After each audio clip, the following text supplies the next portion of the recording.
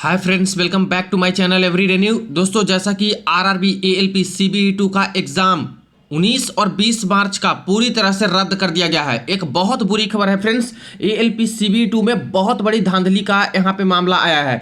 20-20 लाख में एएलपी पास कराने की यहाँ पे डील करी गई थी और जिसका भांडाफोड़ यहाँ पे हुआ है। और एग्जाम कैंसिल होने की असली कारण तो दोस्तों यही बताया जा रहा है। ऐसे ही कट ऑफ इतना हाई नहीं चला जाता जब फाइनल मेरिट जाती है या फिर किसी की। देखिए फ्रेंड्स, इस तरह से चीजें करेंगे। एक दो कैंडिडेट नहीं, बहुत कैंडिडेट है जो कि सेटिंग करा के यहाँ पे गए हुए थे। अब बाकी छात्र के साथ क्या होगा अगर इस तरह से चलेगा तो आइए पूरी खबर को देखते हैं, जो कि आज के ही न्यूज़पेपर में सारा कुछ पब्लिश किया गया है। इससे पहले जो लोग चैनल पे नए हैं वो जल्द से जल्द चैनल को सब्सक्राइब करके बेल बटन दबा दीजिएगा रेलवे भर्ती की पल पल की अपडेट के लिए। देखिए दोस्तों, ये आज की दैनिक भास्कर की यहाँ पे न्यूज़पेपर है जिसमें ये आर्टिकल पब्लिश है पटना वाले संस्करण में 22/3/2025। लोको पायलट परीक्षा में धांधली, ऑनलाइन परीक्षा केंद्र में साजिश रचते 2 माफिया गिरफ्तार। 20-20 लाख में पास करने की हुई थी डील। अब बताइए, 20-20 लाख रुपए छात्र दे रहे हैं एलपी पास करने के लिए, और ऐसे कितने जगह पे कितने सेंटर पे इस तरह की चीजें हो रही होंगी। यहां देखिए पूरी खबर। पटना और पूर्णिया पुलिस ने गर्दनीबाग स्थित स्वामी अध्यापन ऑनलाइन परीक्षा केंद्र पर छापेमारी कर 2 परीक्षा माफियों को गिरफ्तार किया है। लोको पायलट परीक्षा में इन माफियाओं ने सेटिंग की थी। गिरफ्तार आरोपियों में नालंदा जिले की रहुई निवासी रोशन उर्फ रोशन मुखिया और नूरसराय निवासी राहुल राज है।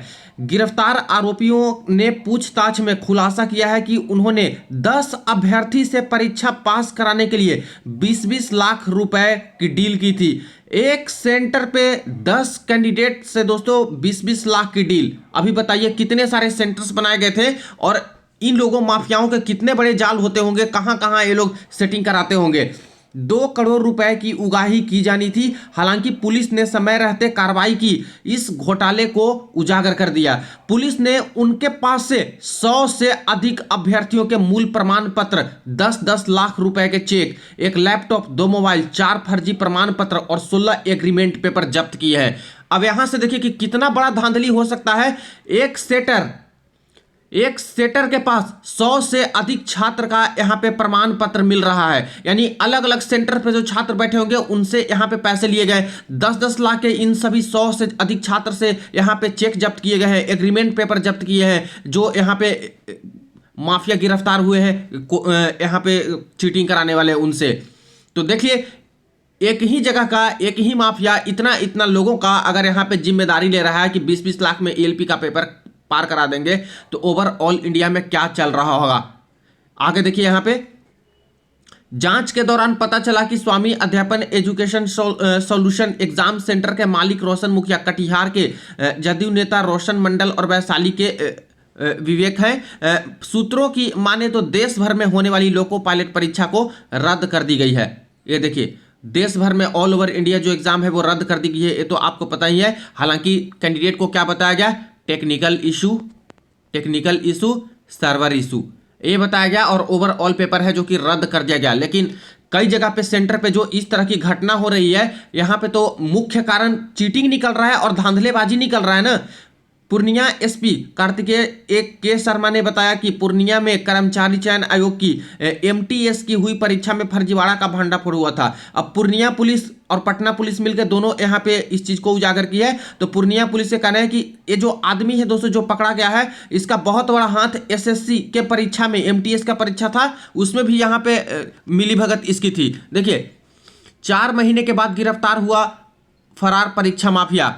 अब एसएससी एमटीएस परीक्षा 11, 12 और 13 नवंबर 2024 को पूर्णिया में हुई थी। 13 नवंबर को पूर्णिया पुलिस ने परीक्षा केंद्र पर छापा मारा, 35 लोगों को गिरफ्तार किया था, जिसमें से 12 से अधिक अभ्यर्थी थे। छापेमारी के दौरान रोशन मुखिया, विवेक व राहुल राज 10 लाख रुपए लेकर भाग गए। तीनों गर्दनीबाग स्थित स्वामी अध्यापन परीक्षा केंद्र में छिपे हुए थे। अभी बताइए, 4 महीने भी नहीं होती है, गिरफ्तार किए हुए 4 महीने भी नहीं होते हैं, और दोस्तों पता नहीं कैसे ये लोग निकल जाते हैं। इतना लचर कानून है क्या? इतने बड़े बड़े दावे किए जाते हैं कि हाँ चीटिंग माफिया रहेगा, चीटिंग करने वाले को इस तरह से सजा होगी, उस तरह से।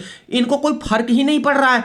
बिल्कुल खुले सांड की तरह दोस्तों ये चीटिंग कराते फिर रहे हैं, और पता नहीं कानून का इन पे असर होता है नहीं होता है।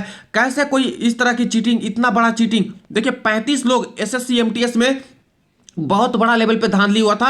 हालांकि एसएससी वालों ने कुछ भी नहीं किया था फ्रेंड्स, पूर्णिया के सेंटर पे ऐसे ऐसे धांधली हुआ था तो, और उस समय भी बहुत बड़ा मामला खड़ा हुआ था कि पूरा एग्जाम रद्द होना चाहिए, लेकिन रद्द नहीं किया था एसएससी ने, वो भी ढीठ ही है। और यहाँ पे देख सकते हो कि ये लोग पकड़े भी गए तो 4 महीने के अंदर किसी न किसी तरह से छूट जाते हैं या फिर फरार हो जाते हैं, और यही लोग आके फिर से एएलपी के एग्जाम में भी सेंधमारी कर देते हैं और पूरा का पूरा एग्जाम भी रद्द हो गया दोस्तों। और इतना बड़ा लेवल पे ये लोग धांधली करवाने के चक्कर में थे।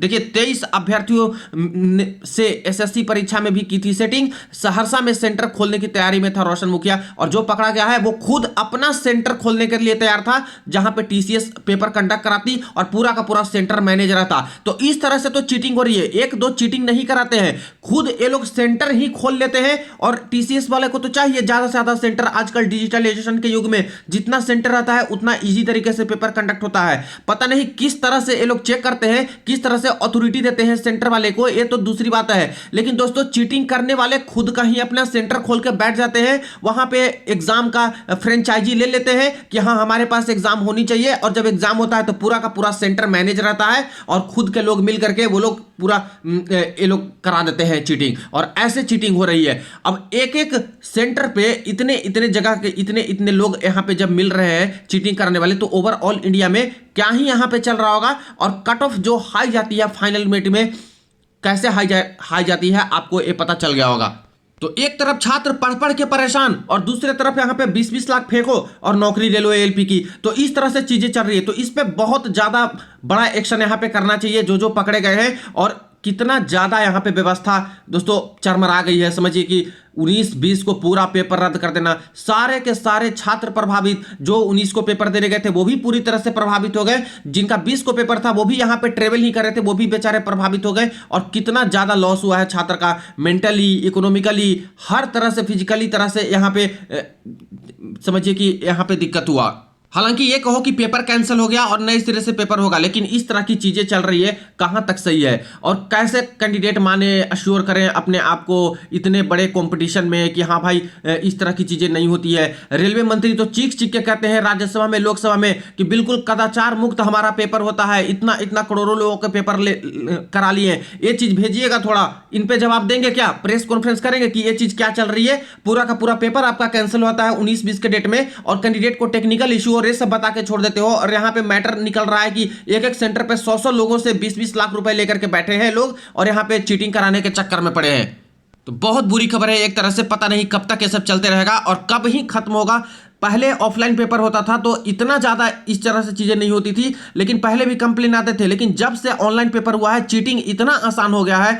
सर्वर हैक कर लो, दूसरे लोगों को बिठा लो, पता नहीं दोस्तों यहाँ पे सारे कैंडिडेट चाहे वो नीट के हो, चाहे वो एसएससी के हो, चाहे रेलवे के हो, चाहे बैंकिंग के हो, सब लोग परेशान है इस ऑनलाइन पेपर से। और जिस तरह से यहाँ पे चीटिंग चलती है, जिस तरह से यहाँ पे पैसे वसूल करके दूसरे लोग यहाँ पे जिनको कुछ नहीं आता वो नौकरी कर रहे हैं।